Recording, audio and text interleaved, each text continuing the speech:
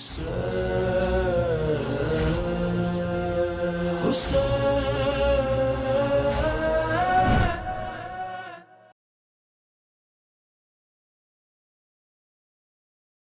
حول ولا قوة إلا بالله العلي العظيم. أعوذ بالله السميع العليم من الشيطان اللعين الرجيم. بسم الله الرحمن الرحيم. الحمد لله رب العالمين، والصلاة والسلام على سيد الأنبياء والمرسلين سيدنا ومولانا بالقاسم محمد وآلہ الطیبین الطاہرین المعصومین المظلومین. استغفر اللہ الذی لا الہ الا هو الحی القیوم الرحمن الرحیم ذو الجلال والاکرام واسألہ ان یتوب علی توبۃ عبد ذلیل خاضع فقیر بائس مسکین مستکین مستجیر لا يملك لنفسه نفعا ولا ضرا ولا موتا ولا حياة ولا نشورا. أما بعد، فقد قال الله تبارك وتعالى في كتابه المجيد والفرقان الحميد وقوله الحق. بسم الله الرحمن الرحيم. وما أبرئ نفسي إن النفس لأمارة بالسوء إلا ما رحم ربي ان ربی غفور الرحیم. اللہم صلی علی محمد. ارباب مجلس اور تمام محترم ناظرین و سامعین، قرآن مجید میں سورہ یوسف کی اس آیہ کریمہ کے سلسلے سے آپ سے کچھ باتیں گزار کر رہا ہوں، اور آپ نے ملاحظہ فرمائی جس میں حضرت یوسف علیہ السلام نے یہ بات فرمائی کہ میں اپنے نفس کو برائی سے بری نہیں بتاتا ہوں، کیونکہ نفس کا تو کام ہی ہے کہ انسان کو برائی کی طرف ابھارے.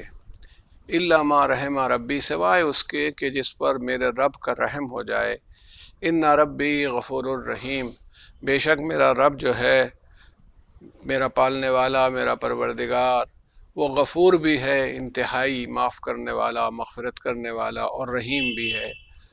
وہ غفور ہونے کے ساتھ ساتھ رحم کرنے والا بھی ہے. تو یہ بات آپ نے ملاحظہ فرمائی کہ میں نے آپ سے عرض کیا کہ تمام لوگوں کے ساتھ یہی ہوتا ہے کہ جسم اور روح کی حد تک تو بڑی مماثلت ہوتی ہے، بہت کمپیٹیبلٹی ہے انسانوں میں، لوگ جو ہیں.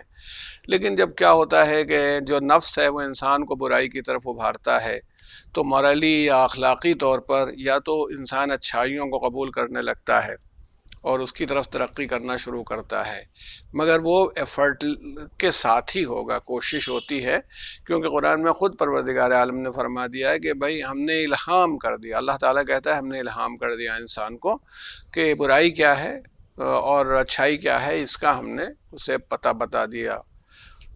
فَأَلْهَمَهَا فُجُورَهَا وَتَقْوَاهَا.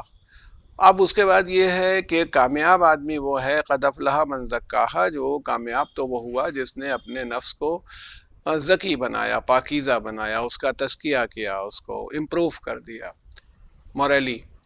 اور قد خاب من دساہا، اور جس آدمی نے اس کو برباد کر دیا، اسے پستی کی طرف لے گیا، وہ ناکامیاب ہو گیا. تو اس کا مطلب ہے کہ اس میں دونوں طرح کی ٹینڈنسیز ہیں، رجحان نفس کی ترقی کے بھی موجود ہیں اور نفس کے پستی کی طرف جانے کی بھی موجود ہیں. آپ کے ذہن میں اتنے دنوں کے ڈسکشن سے یہ بات آ چکی ہوگی کہ نفس کا اصل ترجمہ تو شاید مشکل ہوگا کہ ٹرانسلیشن کریں، کیونکہ جو کانسیپٹس ہوتے ہیں وہ بڑا مشکل ہوتا ہے کہ دوسرے سسٹم میں پہنچ کر کے وہ صحیح معنی دے سکے.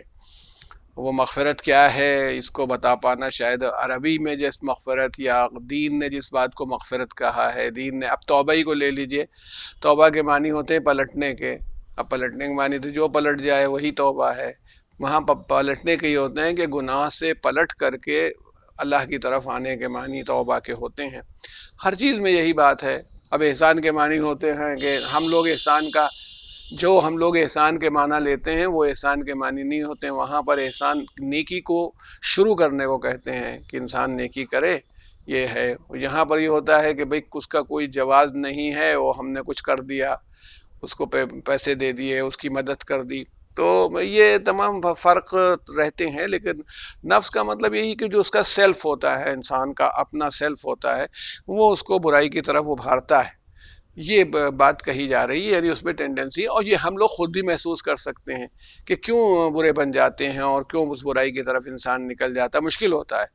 اسی لیے دیکھیے کہا گیا جب اللہ کے رسول نے، میں نے تذکرہ بھی آپ سے کیا ہے کسی مجلس میں، کہ حضور نے کسی لڑائی سے واپس آنے پر، کسی دفاعی جنگ سے لوٹے تھے تمام لوگ، تو یہ کہا کہ تم لوگ جہاد اصغر سے آ گئے ہو، اب جہاد اکبر کی تیاری کرو.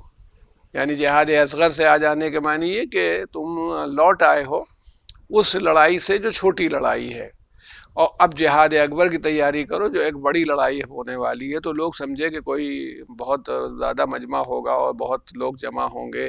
پھر جیسے خیبر میں سب لوگ اکٹھا ہو گئے تھے اچھے خاصے، وہ خندق میں جنگ احزاب جسے کہتے ہیں، سارے گروہ خندق میں کھڑے اکٹھا ہوئے تھے، تو ویسے ہی اور کوئی بڑی لڑائی ہوگی جو لوگوں نے سمجھا کہ اس کی تیاری کرو. تو حضور نے فرمایا نہیں، تم ابھی تک لوگوں سے لڑتے رہے ہو. ٹھیک ہے، تم صحیح راستے پر تھے اور انہوں نے تمہارے پر حملہ کیا، تم نے اپنا دفاع کیا، مگر دوسرے کو قتل کر دینا آسان ہوتا ہے، خود اپنے نفس کو مار دینا بڑا مشکل کام ہوتا ہے. کسی معصومی نے شاید فرمایا کہ کسی نے پوچھا کہ جنت جانے کا طریقہ کیا ہو، کیسے جنت میں جائیں؟ تو آپ نے فرمایا بہت آسان ہے، ایک پیر اپنے نفس پر رکھو، دوسرا جنت میں. اتنی دیر ہے کہ اپنی نفسانی خواہشات جو ہیں تمہاری، جو تم کو اللہ کی خوشنودی کے راستے سے ہٹاتی ہیں، جس راستے سے اللہ خوش ہوتا ہے، پلیز ہوتا ہے، اس راستے سے جو ہٹا دیں وہ چھوڑ دو، تم اپنے آپ جنت میں پہنچ جاؤ گے. اور یہی بات ہے کہ وہی کسی نے اچھی بات کہی تھی کہ جہنم میں جانا انتہائی آسان ہے. اگر کوئی آدمی جہنم میں جانے کے لیے تیار ہو جائے تو کچھ نہیں، بس آپ کے اپنے نفس کی پیروی کرتے چلے جائیں، راستہ صاف. جنت میں جانا اتنا ہی مشکل ہو جاتا ہے کیونکہ اپنے نفس سے جہاد کرنا پڑتا ہے، اپنے نفس سے لڑنا پڑتا ہے. اچھا تھوڑی لگتا ہے کہ صبح کے وقت اٹھ کر کے نیند چھوڑ کر کے اور آدمی وضو کرے اور نماز کے لیے کھڑا ہو. بتائیے یہ سب چیزیں گھر میں رکھی ہوئی ہیں، روزہ رکھے ہوئے ہے، تو یہ چیزیں پسند نہیں آتی ہیں انسان کو.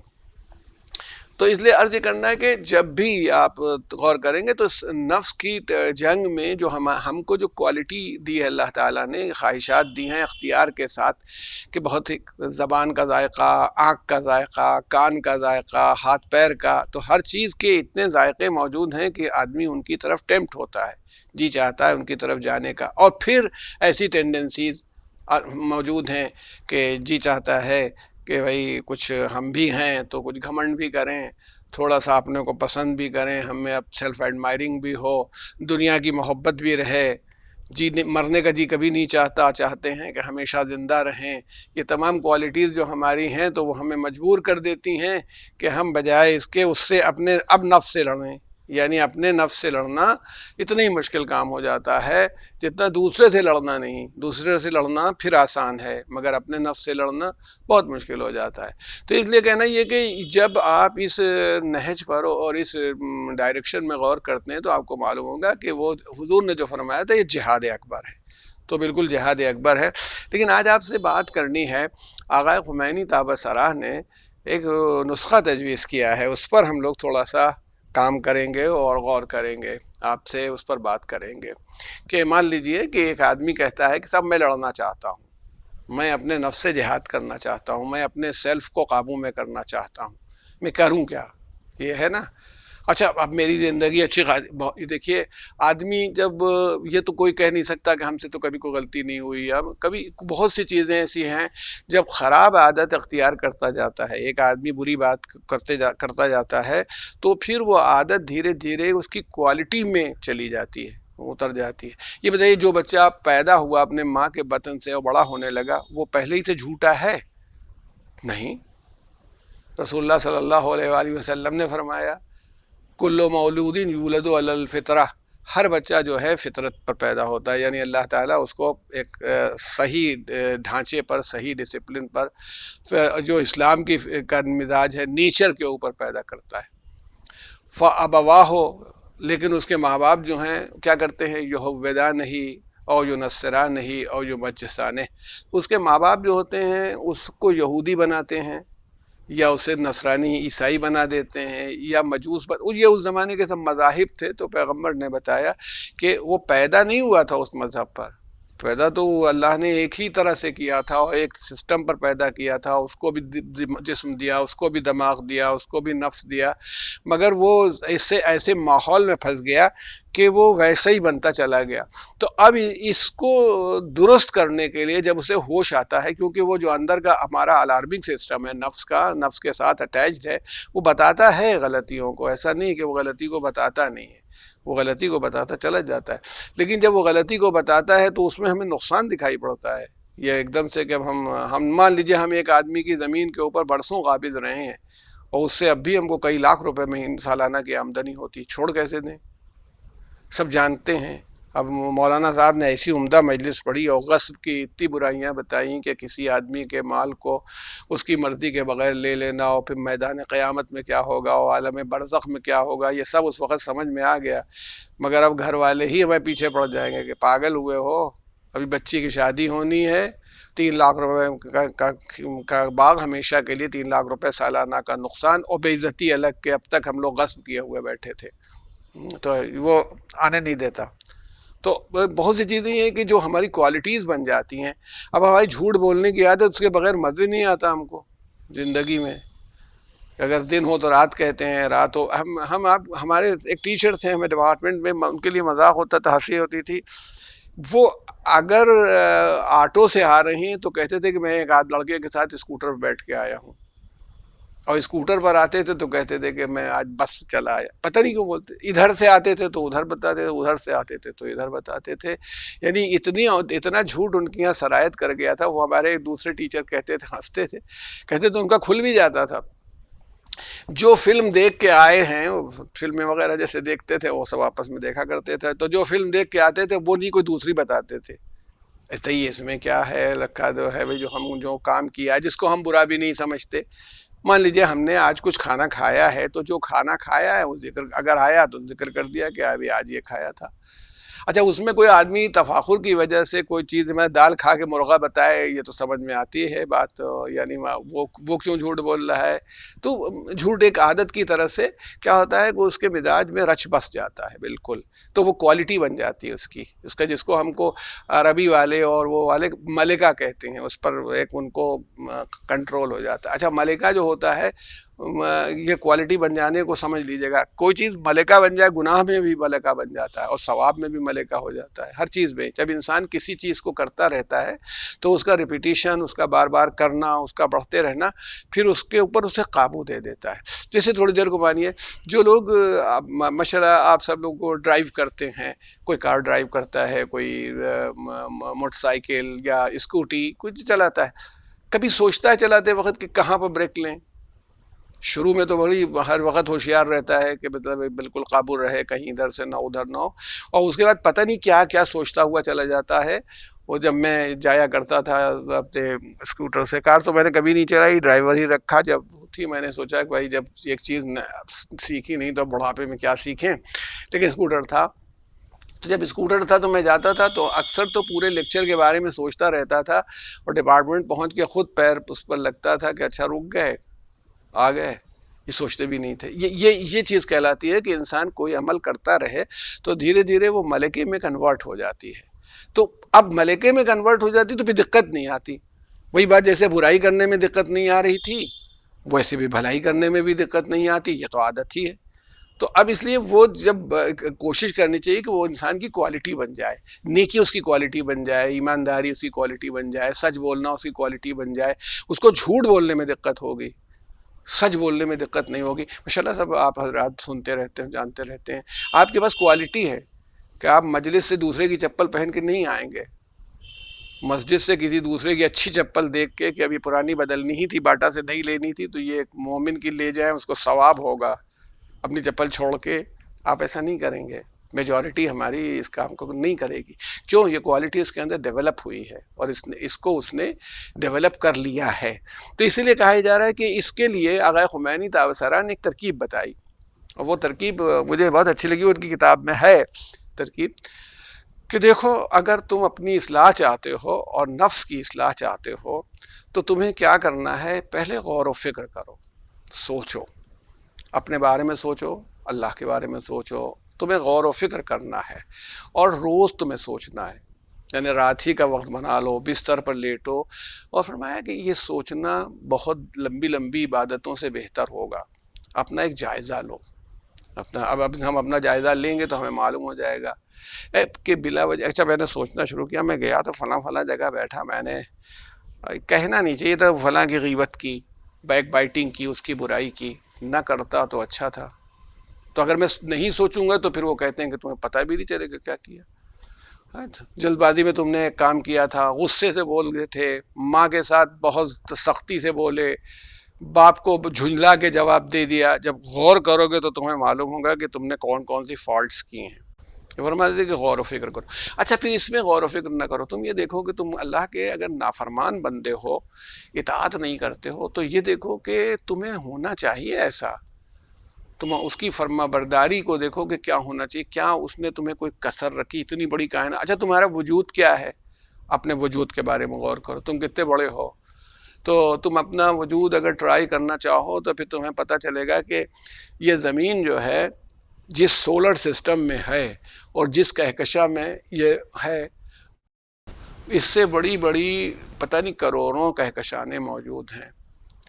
اس کا پوری کائنات جو اللہ نے بنائی ہے اس کا ابھی 4% شاید دیکھا گیا ہے، 96% تو آدمی ٹیلیسکوپ سے بھی نہیں دیکھ پائے، پتہ ہی نہیں۔ جو کائنات اللہ نے بنائی تھی وہاں سے جو روشنی چلی ہے وہ ابھی آئی نہیں آپ تک، یعنی 1,86,200 میل فی سیکنڈ روشنی آ رہی ہے اور وہ آپ تک پہنچی نہیں جب سے بنی ہے۔ اب کتنے بلین ایئر ہو گئے کہ ملین ایئر ہو گئے، ابھی تک روشنی نہیں آئی، تو کتنی بڑی کائنات۔ اس میں تم غور کرو کہ سولر سسٹم تمہارا، زمین سورج کے مقابلے میں کچھ نہیں ہے، اور تمہارے سورج سے بھی بڑے چھٹے امام کے حوالے سے بات آئی ہے کہ آپ نے فرمایا کہ تمہارے سورج کے مقابلے میں کروڑوں گنا بڑے سورج ہیں جو کوثار کہلاتے ہیں، اور کوثار جو ہیں ان کی روشنی اس سے اتنی زیادہ روشنی ہے، اور اسی لیے اللہ نے اپنی رحمت سے اس کو دور رکھا ہے کہ بھیا جل نہ جاؤ، تمہیں آنکھیں نہ ختم ہو جائیں، تم اس قابل ہی نہیں رہ جاؤ گے۔ اگر یہ سورج آدھے ڈسٹینس پر آ جائے جتنے پر زمین سے ہے تو آگ لگ جائے زمین میں، کوئی چیز سلامت نہیں رہے گی، اور اگر اس سے مثلاً ڈبل ڈسٹینس پر چلا جائے تو ہر چیز جم جائے گی، برف ہو جائے گی یہاں، یہ اس کی رحمت ہے۔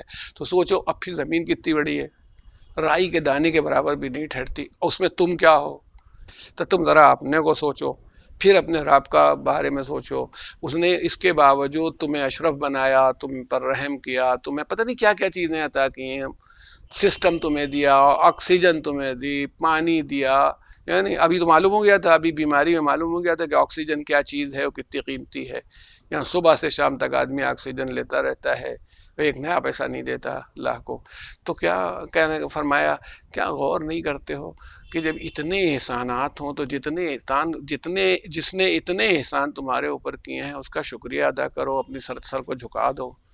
یہ تمہارا دل کہتا ہے کہ ایسا ہونا چاہیے، ایک آدمی احسان پہ احسان کیے جا رہا ہو تو اس کا شکریہ ادا کرو، چاہے کہ رب وجود سے لے کے، وہ پوری بحث میں نہیں پڑھنا چاہتا ورنہ پھر وہی وجود پر بات آ جائے گی۔ تو کہا کہ پہلے غور و فکر کرو تھوڑا سا، جب تم غور و فکر کرو گے تو تمہیں اندازہ خود ہونے لگے گا، ٹھیک ہے۔ اچھا یہ بھی ہے، ایک طرف تو اس کے احسانات ہیں، دوسری طرف خوف کرو۔ شاید فرمایا کہ دوسری طرف تمہیں خوف بھی ہونا چاہیے۔ خوف کیا؟ کہ یہ نہ ہو کہ اگر دیکھو کہ اس کی طاقت کیا ہے، قوت کیا ہے اس کی، جب طلب کر لیتا ہے، اچھا طلب نہ بھی کرے، اور اچھے خاصے پہلوان قسم کے آدمی یا پلیئر کس قسم کے آدمی تھے، اب معلوم کیا ہوا، معلوم ہاتھ کانپتے ہیں، راشا ہے، گلاس نہیں اٹھا پاتے، کوئی نئی بات نہیں۔ کیسیس کلے جو تھے مکے باز، جو بہت مشہور مکے باز، جنہوں نے محمد علی نام رکھا تھا، مسلمان ہو گئے تھے آخر زمانے میں، ان کو یہ بیماری ہو گئی تھی۔ تو اب بتائیے ہاتھ ہل رہا ہے، ایک پہلوان قسم کا آدمی، یعنی اس کا مطلب ہے اگر ہمارے ہاتھ پیر آنکھ کان ناک سب صحیح چل رہے ہیں تو اس کی رحمت کے سہارے سے چل رہے ہیں، ورنہ ایک سیکنڈ نہیں لگے گا۔ کام ختم ہو جائے گا، زندہ رہیں گے وہ کسی قابل نہیں، اٹھ نہیں سکتے، بیٹھ نہیں سکتے۔ تو فرمایا ایک شخص نے، لوگوں کی تو عجیب عجیب باتیں ہوتی تھیں، امام حسین علیہ السلام سے کہا مولا کوئی ترکیب ایسی بتائیے، دیکھیے مولا سے ترکیب پوچھ رہا ہے کہ گناہ کریں اور کچھ ہو نا، مطلب سزا نہ ملے یا جہنم میں نہ جائیں۔ تو جانتا ہے کہ یہ تو پتہ نہیں ان کے پاس کتنی ترکیبیں ہوں، صاحب علم ہیں اور تمام اختیار ہے، سید شباب اہل الجنہ ہیں۔ تو حضرت نے یہ ترکیب تو خیر نہیں بتائی کہ تم مجھ کو رو لینا، پھر جنت تو تمہاری واجب ہو جائے گی، تم نکل جاؤ گے۔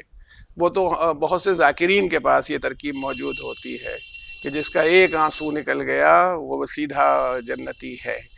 اور ان کو یہ نہیں پتا ہے کہ وہ یزید بھی رونے لگا تھا جب واقعات بیان کیے گئے، اور جب جناب علی اصغر کی شہادت کا موقع آیا تھا تو وہ سب رونے لگے تھے، لشکر یزید کے افراد۔ تو رونا معرفت کے ساتھ ہے، بے معرفت رونے کی کوئی حیثیت نہیں۔ کتنی عورتیں فلم دیکھ کے رونے لگتی ہیں، جس رونے سے کوئی فائدہ نہیں ہے۔ یہ ذہن میں رہے کہ امام حسین کی معرفت جو ہے وہ اصل حقیقت ہے۔ تو اب یہ عرض کرنا ہے کہ وہ جب اس بات ہوئی کہ تو حضرت سے پوچھنے لگا، تو حضرت نے بھی یہ نہیں کہا کہ ڈانٹ دیا ہوتا، اس کو بھگا دیا ہوتا کہ گناہ کرنے کے لیے مجھ سے پوچھ رہا ہے، وہی بات کر رہا ہے۔ بہت مشہور ہے حضرت کی ان روایتوں میں۔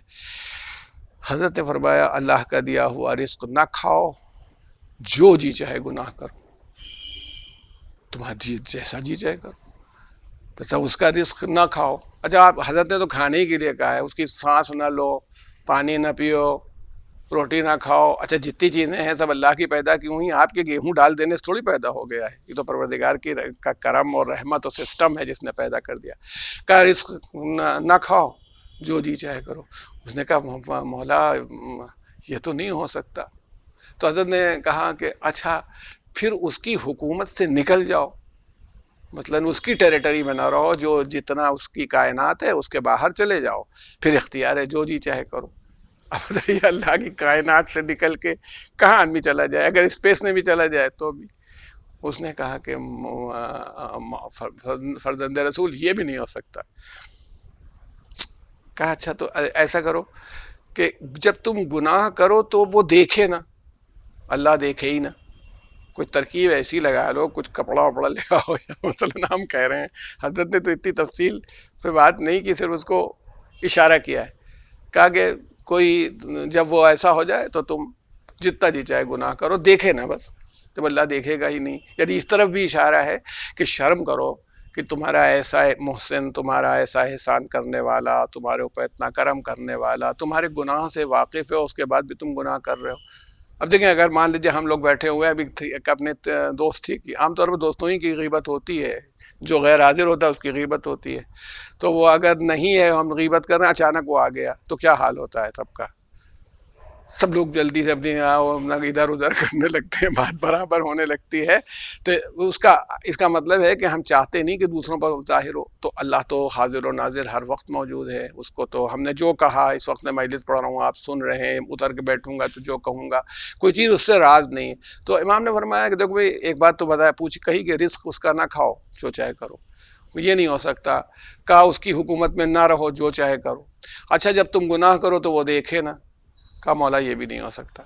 کہا اچھا چلو جب ملک الموت آئیں تو تم انہیں واپس کر دو، تمہاری روح قبض کرنے کے لیے آئے، تمہاری موت کا حکم آئے، وہ ملک الموت آئے تو اسے واپس کر دو، گیٹ آؤٹ، باہر واپس۔ کہا رسول یہ کیسے ہو سکتا ہے، یہ میری طاقت نہیں۔ کہا اچھا چلو یہ بھی نہ صحیح، جب میدان محشر ہو اور اللہ تمہیں حکم دے کہ جہنم میں چلے جاؤ تو کہہ دو کہ نہیں جاؤں گا، نہ جاؤ، یہ بھی نہیں ہو سکتا۔ یعنی دیکھیں مولا نے اس کو متوجہ کیا کہ تم کتنے کمزور ہو خدا کے مقابلے میں، تو اس کی نافرمانی کس بنیاد پر کرتے ہو، یعنی یہ نہیں توجہ۔ تو جو آقا نے بتایا کہ پہلی بات یہ کہ غور و فکر کرنا ہے اپنے بارے میں، اللہ کے بارے میں، کائنات کے بارے میں، تھوڑی دیر آپ بستر پر جب لیٹتے ہیں تو اس پر غور و فکر کریں۔ اب دوسری بات فرمائی کہ دیکھیں اب آپ کو یہ طے کرنا ہے کہ عزم اور ارادہ پیدا کیجئے معاملے کو کہ سمجھنے کے لیے کہ آپ میں یہ عزم پیدا ہونا چاہیے کہ بھائی ہم یہ نہیں کریں گے، ہم سے یہ غلطی اب نہیں ہوگی، مثلاً کوئی بھی۔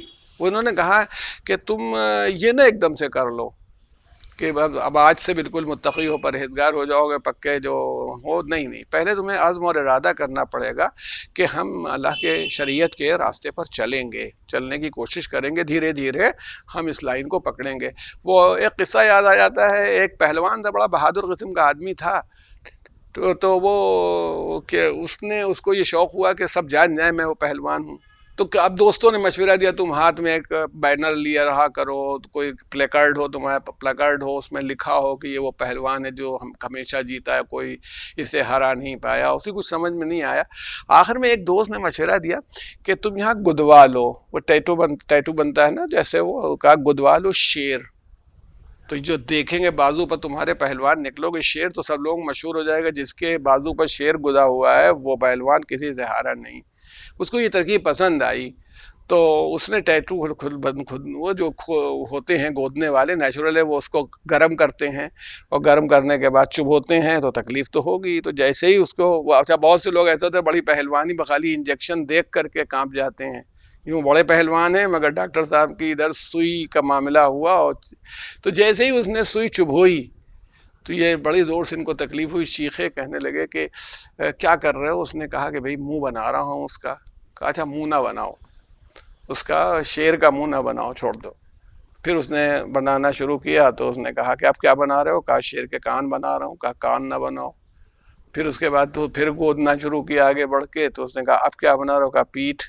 کہا پیٹھ نہ بناؤ، پھر چھوڑ دو پیٹھ۔ اس کے بعد پیر بنانے کی بات آئی تو کہا پیر نہ بناؤ، اس کو تکلیف ہوتی رہی، تو اس نے رکھ دیا اور کہا یہ بھائی آپ نے کوئی شیر ایسا دیکھا ہے کہ جس کے نہ منہ ہو، نہ پیٹ ہو، نہ پیٹھ ہو، نہ پیر ہو، نہ کان ہو؟ ایسا شیر دیکھا ہے؟ تو لوگ کہنے، اس کے دوست بھی کہنے لگے نہیں بھائی ایسا کیسے ہو سکتا ہے، وہ بھی۔ مگر یہی بات ہمارے لیے بھی ہے، ایسی فرمان برداری دیکھیے دین کی کہ نہ نماز ہو، نہ روزہ ہو، نہ حج ہو، نہ سچ ہو، نہ ایمانداری ہو، نہ وعدہ پورا کرنا ہو، اس کے بعد آدمی مومن ہو۔ اس کے اندر معلوم ہوا کہ ان سے بڑا کوئی مومن نہیں۔ ان کے مومن ہونے کی پہچان کیا ہے کہ ان سے بڑی حاضری کوئی نہیں کرتا۔ حاضری ہوتی ہے اور سب کے لیے عام ہوتی ہے، اس لیے یہ بڑے مومن ہیں۔ جی نماز یہ پڑھتے نہیں، ان کے شیر کا منہ غائب ہے۔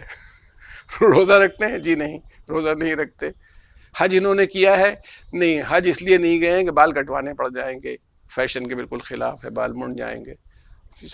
تو آپ بتائیے کہ کیسے ہوگا؟ وہ دین کہاں سے ہم لے کے چلے آئیں کہ جس میں دین کے احکام ہی غائب ہو جائیں؟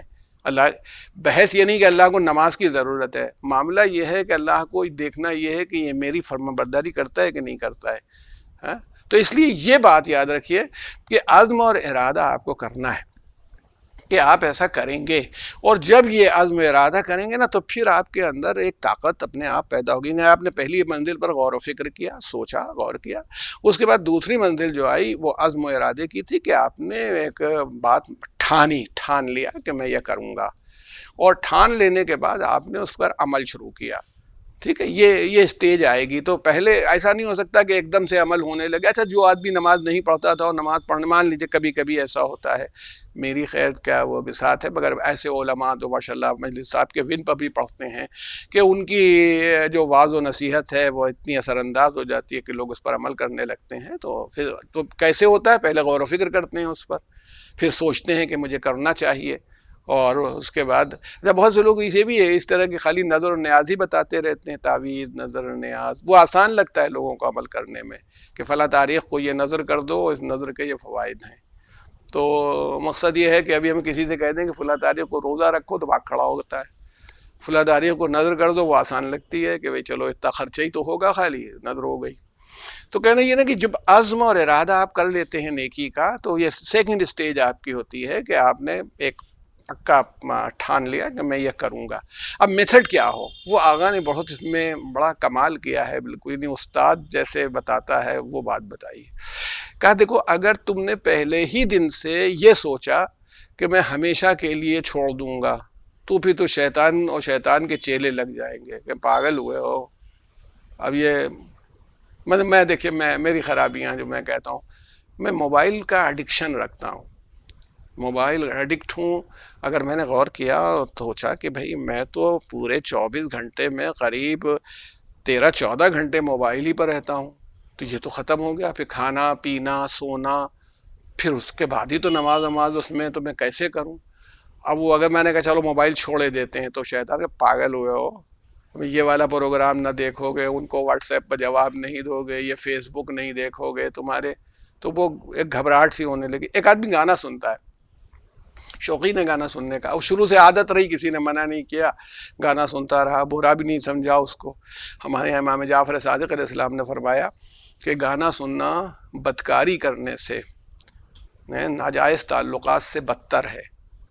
اور آغا خمینی نے فرمایا، اسی کتاب میں لکھا ہے کہ ہمارے استاد کہتے تھے کہ گانا سننے کی سب سے بڑی خرابی یہ ہے کہ آدمی کے ارادے کو کمزور کر دیتا ہے، جو ارادہ اس کا ہوتا ہے وہ کمزور ہو جاتا ہے، وہ مضبوط ارادے والا آدمی نہیں رہ جاتا۔ تو مقصد یہ نا کہ وہ ہم کو پھر پھنسائے گا، جو شیطان کا اپنا وار ہے وہ چلے گا کہ دیوانے نہ بنو، قاعدے سے رہو، بڑے قابل ہو گئے ہیں، اب یہ نہیں کریں گے، تو مان لیجئے کہ وہ اس میں پھنسائے گا۔ غیبت، ارے یار 4 دوست بیٹھیں گے باتیں کریں گے، تم کیا لڑ جاؤ گے؟ سب سے دوستی چھوڑ دو گے ایک بات، اور تم منہ پہ اپنے پٹی باندھ لو گے، تو وہ آپ کو اس میں کوئی نہ کوئی جس چیز کو آپ چھوڑنا چاہتے ہیں اسی کے پیچھے پڑ جائے گا۔ تو آغا نے کہا کہ یہ نہ کرو، تم 24 گھنٹے کا معاملہ کرو، یعنی تم نے خالی اللہ ایک، تم کو اس میں کیا ہے میتھڈ کیا ہوگا؟ تمہارا میتھڈ یہ ہوگا کہ تم اللہ تعالیٰ سے ایک ایگریمنٹ کرو گے تمہارے اور خدا کے بیچ میں کہ پالنے والے میں تیرا بندہ ہوں، ابھی تو میں یہ طاقت نہیں پاتا ہوں کہ میں اس کو ہمیشہ کے لیے چھوڑ دوں، مگر میں تو اس سے عہد کرتا ہوں کہ اس وقت رات کا 10 بجا ہے، کل رات 10 بجے تک نہیں کروں گا، یہ میرا عہد ہے 24 گھنٹے کے لیے۔ جس برائی کو سمجھتے ہو تمہیں چھوڑنا چاہیے اور چھوڑو گے، ایک ایک برائی کو شروع کرو، ایک دم سے ساری برائیوں کو چھوڑنے کی ضرورت نہیں۔ مان لیجیے میں کہتا ہوں کہ میں ہی 24 گھنٹے میں گانا نہیں سنوں گا، تو یہ اتنا مشکل کام نہیں لگ رہا ہے۔ میں نے ایک ایگریمنٹ اللہ تعالیٰ سے کیا کہ میں 24 گھنٹے گانا نہیں سنوں گا۔ میں نے ایگریمنٹ کیا کہ میں ایڈکشن ہے مجھ کو موبائل کا، میں 24 گھنٹے اب موبائل نہیں دیکھوں گا۔ غیبت میں کرتا ہوں 24 گھنٹے۔ بہت سے لوگ اس کا ایک طریقہ یہ ہے، وہ ہمارے ایک جاننے والے نے بتایا، وہ ایک صاحب ہیں جو رشی منی ہیں، مراری باپو صاحب، بہت مشہور، میں دیکھا بھی ہے۔ جب میں گیا ان سے ملنے کے لیے، ایک دوست لے کے گئے ہمیں، بڑے ماشاءاللہ وہ حسینی بھی ہیں، مراری باپو کربلا جانے کے لیے تیار ہیں، بیٹھے ہیں کہ بہت سے لوگوں کو لے کے جاؤں گا۔ تو کہنا یہ کہ وہ جب یہ ہوا تو وہ کرتے کیا ہیں کہ طے ہو جاتا ہے کہ آج بات نہیں کریں گے، یہ بات یعنی انہوں نے یہ طے کر لیا ہے کہ آج کوئی بات زبان سے نہیں کریں گے۔ ایک سلیٹ ہے رکھی ہوئی، اس پہ ایک چاک ہے، کچھ ضروری بات جو ہوتی، جب اتفاق سے ہم گئے تو اس دن بھی یہی ہوا تھا، اشارے سب وہ کرتے رہے، گلے لگایا، اور یہ سب ہوا۔ بہت سی تصویریں بھی لوگوں نے کھینچی تھیں، وہ ہمارے پاس ہیں بھی، یہ سب ہوا، بات نہیں کی۔ مجھے لے بھی گئے اپنے یہاں جہاں جلسہ ہو رہا تھا، فنکشن ہو رہا تھا، ان کا ست سنگ تھا، اس میں بٹھلایا اور یہ سب، تو وہ پہنایا ہونا میرے پاس، وہ ان کی چادر، کالے رنگ کی چادر پہنائی ہو، یہ سب تو وہ طے کر لیتے بات نہیں کروں گا۔ صرف کیا کریں گے؟ کیرتن کریں گے۔ مان لیجیے میں کہتا ہوں کوئی آدمی طے کر لیتا میں بات کروں گا ہی نہیں، لکھ کے تو غیبت کروں گا نہیں، بیک بائٹنگ کسی کی کرنی ہے تو یہ تو نہیں کہ لکھوں گا نہیں، یہ بات تو زبان ہی کا سارا ذائقہ ہے، اب زبان چپ ہو گئی تو ذائقہ ختم۔ تو مگر آج طے ہے کہ ذکر خدا ہوگا، نماز ہوگی، بس۔ اگر مجلس میں نوحہ خوانی ہوگی تو نوحہ خوانی کروں گا، ماتم کروں گا، لیکن کیا نہیں کروں گا؟ میں کوئی بات بولوں گا نہیں اپنی زبان سے۔ ایک آدمی طے کر لیتا ہے، اگر اس نے یہ طے کر لیا ہے تو اس کے پاس میتھڈ موجود ہے۔ یعنی لوگ اپنے حساب سے غور کریں کہ وہ کیا کر سکتے۔ تو فرمایا کہ تم پہلے 24 گھنٹے کے لیے طے کرو کہ تم اس برائی کو نہیں انجام دو گے، اور یہ تم نے خود نہیں طے کیا، اس میں تم اپنے کو اور اپنے رب کو، اپنے اللہ کو پارٹی بناؤ۔ تم اپنے رب سے کر، پالنے والے میں تو اس سے وعدہ کرتا ہوں کہ میں اس برائی کو 24 گھنٹے نہیں کروں گا۔ آگے ابھی ان کا کہ آپ بہت لمبی والی نہ سوچئے، خالی 24 گھنٹے دیکھیے۔ اس کے بعد ارشاد فرمایا کہ 24 گھنٹے میں اب تمہارا دوسرا قدم یہ ہوگا، تمہارے کسی کام میں رکاوٹ نہیں، اسکول جاتے ہو جاؤ، پڑھنے گئے ہو چلے جاؤ، کارخانے گئے ہو جاؤ، دکان پر بیٹھتے ہو سودا بیچتے ہو کرو، تم کو بس خالی سپرویژن کرنا ہے، اپنی نگرانی کرنی ہے، اپنے نفس کی نگرانی کرنی ہے کہ میں نے ایک بات اللہ سے کہی ہے، وعدہ کیا ہے، اس سے میرا ایگریمنٹ ہے، گڑبڑ تو نہیں ہو رہا کہیں؟ اگر ذرا سے بھی گڑبڑ ہونے والا ہو تو فوراً اپنے کو گارڈ کرو کہ بھائی 24 گھنٹے کی بات ہے، یہ کیسے ہوگا؟ اب 24 گھنٹے تو یہ طے ہو گیا ہے کہ نہیں ہوگا۔ تو انہوں نے کہا کہ تم اپنی وہ تمہاری نگرانی جاری رہنی چاہیے، یعنی میتھڈ یہ ہے، طریقہ یہ ہوگا کہ پہلے تم اللہ سے ایک ایگریمنٹ کرو گے 24 گھنٹے کا، اس کے بعد تم پروردگار عالم سے 24 گھنٹے کے ایگریمنٹ کے بعد کام شروع کرو گے، اور جب کام تمہارا شروع ہو جائے گا، مثلا میں نے مثال لی تھی شروع ہی میں کہ موبائل کی ہے کہ بھئی ہر وقت ہے کہ 24 گھنٹے میں موبائل دیکھوں گا ہی نہیں، بخیر خالی کال آئے گی جواب دے دوں گا بس، ٹھیک، یہ میں نے طے کیا ہوا ہے، یا اب ضروری کال ہوگی کر دوں گا، بس اتنا ہی ہے، میں فون کی طرح استعمال کروں گا۔ اب صبح جی چاہ کے اٹھائیں تو نگرانی جو ہو رہی ہے سیلف کی کہ تم نے اپنے رب سے یہ طے کیا ہے کہ رات 10 بجے تک اب تمہیں نہیں اٹھانا، ابھی تو صبح 6 بجے ہے، تو وہ بڑھا ہوا ہاتھ رکے گا، اور اگر اس میں دقت آ رہی ہو تو پھر اپنے رب سے مدد بھی مانگو کہ پالنے والے میں نے تو وعدہ کر لیا ہے تو اس سے میری مدد فرما، شیطان سے مجھ کو محفوظ رکھ، وہ مجھ کو۔ اچھا، ارشاد فرمایا جب 24 گھنٹے ہو جائیں، تمہارا وہ وقت آ جائے، جب ہو جائے تو پھر تم اب اپنا انالیسس کیلکولیشن کرو، جانچو تم نے جو وعدہ کیا تھا وہ پورا کیا، اپنے رب سے کیا کہ کوتاہی ہو گئی۔ اب اس میں دو باتوں میں سے ایک بات ہوگی، ایک آدمی تو وہ ہے جس نے 100% پورا کر دیا ہوگا، ایک وہ ہے جس سے کہیں چوک ہو گئی ہوگی۔ تو ارشاد فرمایا جس نے پورا کر دیا اس کو تو ایک لذت اپنے آپ ہی ملنے لگے گی، جبکہ دنیا کے عمل کی لذت دنیا میں نہیں مل پاتی، بڑی مشکل سے ملتی ہے۔ اب بتائیے، نماز پڑھ کے بہت لذت ملتی ہے، روزہ رکھ کر کے تو جو بہت دنوں سے سب کر رہے ہوتے ہیں ان کو مزہ ملتا ہے، جو بیچارے کو نیا نیا لگایا گیا ہے لائن کے اوپر، وہ بیچارہ کیا جائے لذت کو جانے۔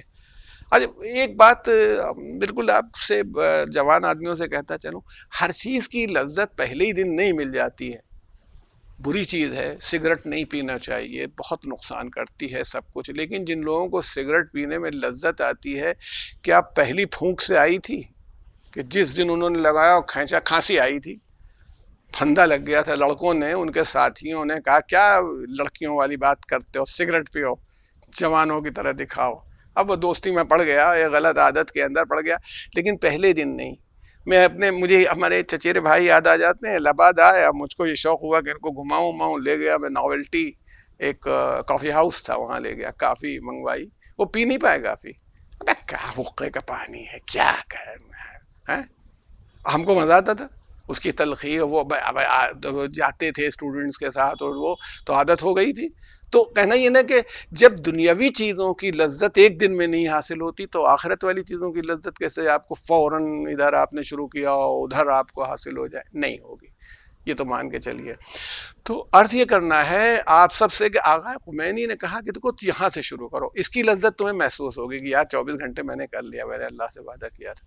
کہا اچھا چلو اب اگلی بار شروع کرنا تو 2 دن کا کر لینا ٹائم، کہ 24 تک تو تم نکل ہی گئے تھے 24 گھنٹے، اب 48 گھنٹے کر کے دیکھو، اسی برائی کو روک کے اللہ سے ایسے ہی عہد کرو، سپروائز کرتے رہو اپنے کو، اور آخر میں کیلکولیٹ کرو، 2 دن کے بعد 3 دن 4 دن کر دینا، پھر 1 ہفتہ کر دینا، پھر 15 دن کر دینا، تم کو خود معلوم ہو جائے گا کہ تم کمزور نہیں ہو، یہ چیزیں کمزور ہیں تمہارے مقابلے میں۔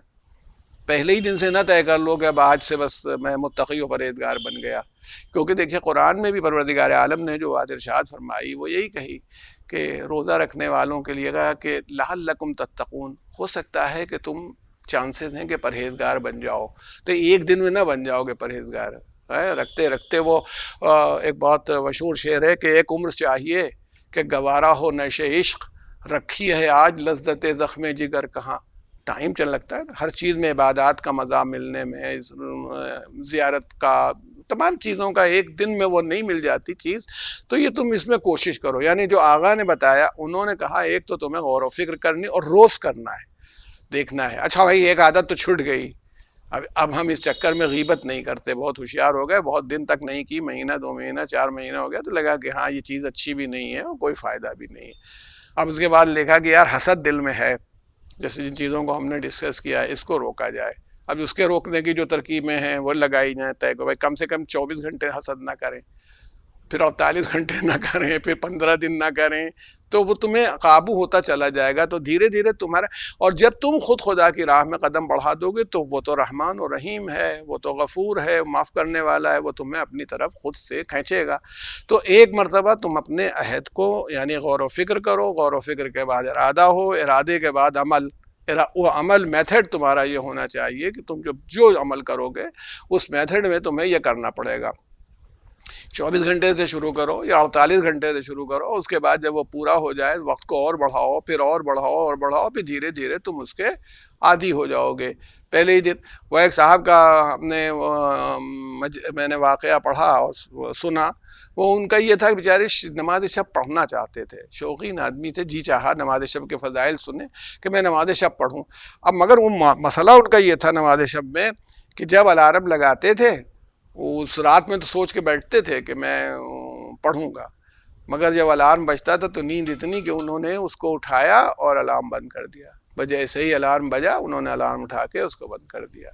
تو وہ آخر مجبور ہو گئے. پھر ان کی ترکیب سمجھ میں آئی، وہ ایک پنجرا خرید کے لائے، اور انہوں نے پنجرا نہ صرف پنجرا خریدا بلکہ الارم لگا کر کے پنجرے میں موبائل رکھ کے تالا بند کیا اور چابی لے جا کے الماری کے اندر رکھی. اب وہ الارم جب بجنا شروع ہوا تو بند تو ہو نہیں سکتا، پنجرے کے اندر ہے. اب یہ اٹھیں الماری تک جائیں گے، الماری سے چابی نکالیں گے، پھر پنجرے کا تالا کھولیں گے، تب پھر وہ الارم بند ہوگا. تو اتنی دیر میں نیند ختم ہو جائے گی. تو مطلب کمٹمنٹ کی بات ہے کہ اتنا کمٹمنٹ ہو، جو عزم و ارادہ ہو، تو پھر وہ آدمی چلے گا تو کامیاب ہو جائے گا. بس اب دامن وقت میں گنجائش نہیں، تو عرض یہ کرنا ہے کہ دیکھیے جو بات ہم لوگوں نے دیکھی کہ نفس سے یہ نہیں ہوگا کہ آسانی سے وہ رام ہو جائے اور آپ کے قابو میں آ جائے، کیونکہ شیطانی قوتیں بھی اپنا کام کر رہی ہیں، رحمانی طرف سے رحمت بھی آ رہی ہے، رحیم کی طرف سے، وہ سب ہے. لیکن عمل کرنے کے لیے آپ کے پاس اختیار ہے، آپ کو کرنا ہے. یہ ہے، یہ جب آدمی اس طرح کے غور و فکر میں آ جاتا ہے تو پھر وہ ان تمام چیزوں سے بے پرواہ ہو جاتا ہے. دھیرے دھیرے موت سے بے پرواہی ہو جاتی ہے. ٹھیک ہے، جب اللہ کا حکم ہوگا چلے چلیں گے. اس امام نے یہی کہا تھا. لوگوں نے کہا فرزند رسول آپ لوگوں کو نہیں ہوتی، ہمیں تو بڑی فکر ہوتی، مرنے سے ڈر لگتا ہے وہاں سے کہ ہول آتا ہے. حضرت نے فرمایا بات یہ ہے کہ تم نے آخرت کو ویران کر رکھا ہے، اور ہر آدمی اچھی جگہ سے خراب جگہ جانے میں پریشان ہوتا ہے. اگر تم نے آخرت کو آباد کر دیا ہو تو تمہیں پرواہ نہ ہو. تو اسی لیے دیکھیے اب امام حسن علیہ السلام نے تو جو آئیڈیلز دیے وہ تو ایسے ہیں کہ جو سمجھ میں نہیں آتے. لیکن یہ بتائیے کہ اگر ایک 13 سال کا بچہ ہو، جسے بچوں کو کیا ہوتا ہے، بچوں کے پاس یہ فکر ہی نہیں ہوتی ہے، اور بچہ ہو تو بچے سے ہم کیا امید کریں؟ پہلے تو ابھی اسے اتنا ہی شعور نہیں ہوگا کہ کیا ہو رہا ہے کیسے. اچھا چلیے ہم مان لیں کہ ایک بہت سمجھدار بچہ ہے، 13 سال کا، سمجھ جائے اور یہ ہو جائے، لیکن اس کے اندر وہ کیفیت نہیں ہو سکتی کہ وہ حق کیا ہے، وہ باطل کیا ہے، وہ پھر حق کے لیے جان دینا کیا ہے. یہ آپ بتائیے کہ جناب قاسم امام حسن علیہ السلام کے فرزند ہیں. 13 سال کا سن آپ کا بتایا گیا ہے کربلا میں. کربلا میں 13 سال کے سن میں جناب قاسم علیہ السلام امام حسین علیہ السلام کے ساتھ ہی آئے تھے. اور جب یہ آپ کے ساتھ تشریف لائے جناب قاسم اور رہے، آپ کی والدہ گرامی بھی آپ کے ساتھ تھی. اب یہ دیکھیے ایک بات ہے کہ آپ کی والد کی جو رحلت ہوئی تھی وہ تقریباً 10 سال پہلے ہوئی. 10 سال سے امام حسین علیہ السلام کی سرپرستی میں رہے. یہی نہیں، ان کے اور بھائی بھی آئے ہیں جو شہید بھی ہوئے ہیں.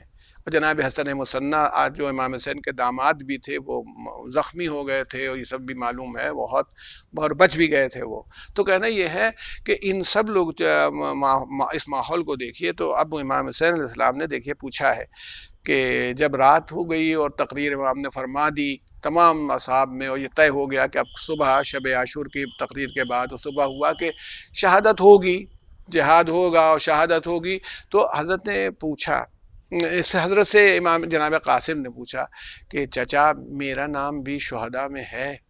فہرست شہداء جو ہے آپ کے پاس تو علم ہے، امامت کا علم ہے، اور یہ واقعہ کربلا تو اللہ کے رسول نے آپ کو بتلا دیا ہے، تو کیا میرا نام بھی ہے؟ تو جناب امام حسین علیہ السلام نے فرمایا کہ تمہاری نظر میں، کسی سے نہیں پوچھا ہے، تمہاری نظر میں موت کیسی ہے؟ موت کیسی ہے تمہاری نگاہ میں؟ تو آپ نے فرمایا کہ شہد سے زیادہ میٹھی ہے. یعنی اپنے عمر کے اعتبار سے بتایا کہ موت جو ہے ہماری نگاہ میں شہد سے زیادہ میٹھی ہے، شہد سے زیادہ شیریں ہے. تو اب یہ آپ بتائیے کہ ایک بچے کو یہ شعور کیسے مل گیا؟ یعنی نفس، بچوں کا تو یہ زمانہ تو ہوتا کھیل کود گھومنا پھرنا، یہی اسی میں مزہ آتا ہے. اچھا کسی مصیبت میں پھنس بھی جائیں تو ٹھیک ہے، جو اب بزرگ کہیں گے وہ کر دیں گے، مگر کسی آدمی کا جہاد کے لیے اور مرنے کے لیے اور شہید ہونے کے لیے تیار ہونا اور موت کو شہد سے زیادہ شیریں سمجھنا کتنا کمال ہے. تو اچھا آپ دیکھیں امام حسین علیہ السلام نے کیا فرمایا، کہا ارے تمہاری نہیں، تمہارا 6 مہینے کا بھیا علی اصغر بھی شہید ہوگا، تمہارا نام تو موجود ہے. تو بیان کیا جاتا ہے کہ جناب قاسم تڑپ گئے، یعنی ان کا شعور کس منزل پر تھا اور ان کا شعور دین کیا تھا. ارشاد فرمایا کہ چچا کیا دشمن خیمے کے اندر آ جائیں گے؟ ارے کیسے، یہ کیا مطلب؟ جناب علی اصغر، ان کی نگاہ میں تو حضرت علی اصغر کی شہادت کے جتنے پہلو ہیں وہ سامنے نہیں آ رہے ہیں. تو انہوں نے کہا کہ کیا آ جائیں گے؟ امام حسین اسلام سمجھ گئے بنی ہاشم کا خون ہے، امام حسن علیہ السلام کا فرزند ہے، تمام فضائل جناب امام قاسم کے پاس موجود تھے. ارشاد فرمایا کہ تمہارا بھائی تب شہید ہوگا اور ایسے شہید ہوگا کہ میں اپنے ہاتھ پر لے کے جاؤں گا اس کو، وہ پیاسا ہوگا پانی پلانے کے لیے، اور تب ایک ظالم کا تیر اس کو لگے گا اور وہ شہید ہو جائے گا. یعنی جناب قاسم کو یہ نہیں بتایا کہ بعد شہادت کیا ہوگا، میری شہادت کے بعد خیمے کا کیا حال ہوگا، بیویوں کا کیا حال ہوگا، کہ اس بچے کی برداشت سے باہر نہ ہو جائے یہ بات، اس کو تکلیف نہ ہو، اس لیے حضرت نے نہیں فرمایا. اچھا اب جب صبح عاشور آئی، دیکھیے غور کیجیے گا، یہی پاکیزہ نفس ہوتا ہے جو انسان کو اپنی موت سے بھی بے پرواہ کر دیتا ہے. ایک بلند مقصد کے لیے، ایک بلندی کے لیے انسان کو اتنا ٹرینڈ ہو جاتا ہے. یعنی یہ وہی بات ہے کہ وہ شیطان خود دیوانہ ہو جاتا ہے. اس نے خود کہا تھا اللہ سے کہ میں بہکاؤں گا، کبھی دائنے سے آؤں گا کبھی بائیں سے آؤں گا، سوائے تیرے مخلص بندوں کے جن کا اخلاص طے ہے ان کو نہیں، میں ان تو کچھ نہیں کر پاؤں گا، لیکن باقی سب کو بہکاؤں گا.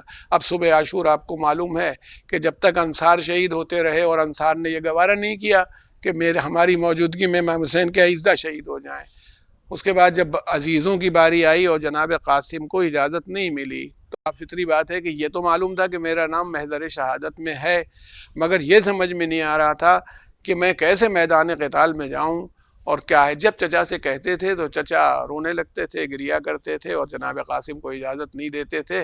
تو اجازت لینے کے لیے یہ کہا جاتا ہے کہ جناب قاسم علیہ السلام نے کبھی وہ اپنے چچا کے بازو چومتے تھے، کبھی پیروں پر گرتے تھے، کبھی کہ چچا مجھے اجازت دے دیجئے، چچا مجھے اجازت دے دیجئے. آخر کار امام صلی اللہ علیہ وسلم نے بھیجا، لیکن اتنا محبت کا یہ عالم تھا حضرت کی کہ آپ نے ان کا گریبان چاک کر دیا، تحت الحنک جو تھی ادھر ڈال دی. جو یتیموں کا طریقہ تھا کہ یتیم جس طرح سے ہوتے ہیں وہ یتیموں کے طریقے کے اعتبار سے ان کا گریبان چاک کیا. امام کوئی زرہ جناب قاسم کے جس میں مطہر کے اوپر نہیں آ سکی، کوئی بھی زرہ، تو بغیر زرہ پہنے ہوئے، صرف کرتا پہنے ہوئے. اور دشمن نے کہا کہ ایسا لگتا تھا جب قاسم میدان قتال میں آئے حسن کے لال تو مجھے ایسا لگنے لگا کہ جیسے چاند نکل آیا ہو. میں اکثر سوچتا ہوں. اور کہا کہ ان کی جوتی، یہ انہوں نے جو ڈسکرپشن دیا ہے ظالموں کی طرف سے کہ ہر شہید کے سلسلے میں بات کی ہے کہ جناب قاسم کا بتایا کہ جوتی کا ایک تسمہ ٹوٹا ہوا تھا. ابھی دیکھیے اتنی نگاہ ان لوگوں نے کی ہے. جناب قاسم میدان قتال میں آئے، جوش شہادت میں تھے، اور 13 سال کا آپ کا سن تھا، مگر بہرحال امیر المومنین حضرت علی ابن ابی طالب علیہ السلام کے پوتے تھے، تو ان کی شان کیا ہونی چاہیے اور کس طرح جہاد ہونا چاہیے. آپ نے بڑی بہادری سے لڑنا شروع کیا، لیکن سر پر نہ خود ہے، نہ جسم پر زرہ ہے، تلواروں کے وار ہو رہے ہیں، بھوک ہے، پیاس ہے. یہ عالم ہوا کہ جب تلواریں پڑنے لگیں اور اس کے بعد آپ گھوڑے سے نیچے تشریف لائے تو آپ نے آواز دی، یا ماہو ادرکنی، اے چچا میری خبر لیجئے، اے چچا میری مدد کیجئے. پکارا تو امام حسین بے تابانہ دوڑے، اور بے تابانہ دوڑے.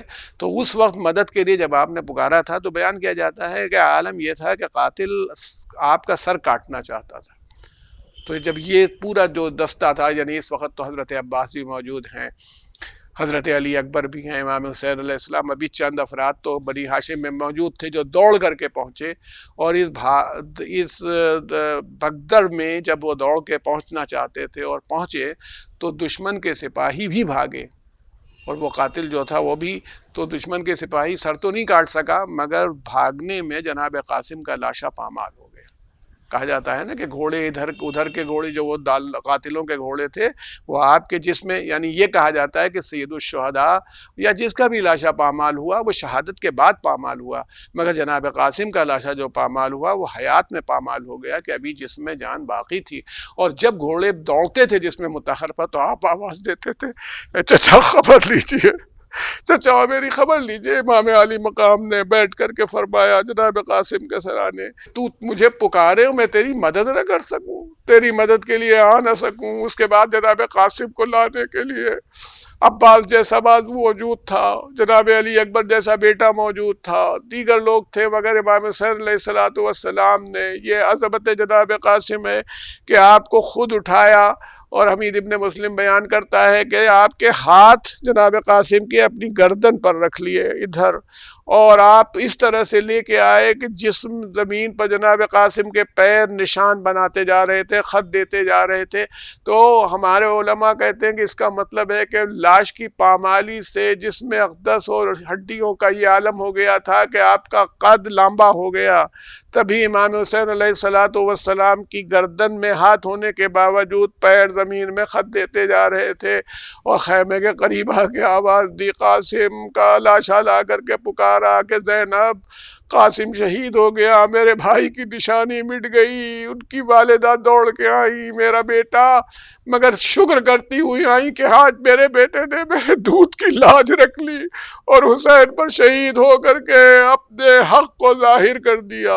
سیعلم الذین ظلموا ای منقلب ینقلبون، انا للہ و انا الیہ راجعون، الہی بحق الزہرا و ابیہا و بالہا و بنیہا، اللہم اغفر للمؤمنین والمؤمنات والمسلمین والمسلمات الاحیاء منہم والاموات، تعب بیننا و بینہم بالخیرات انک مجیب الدعوات انک علی کل شیء قدیر، اللہم صلی اللہ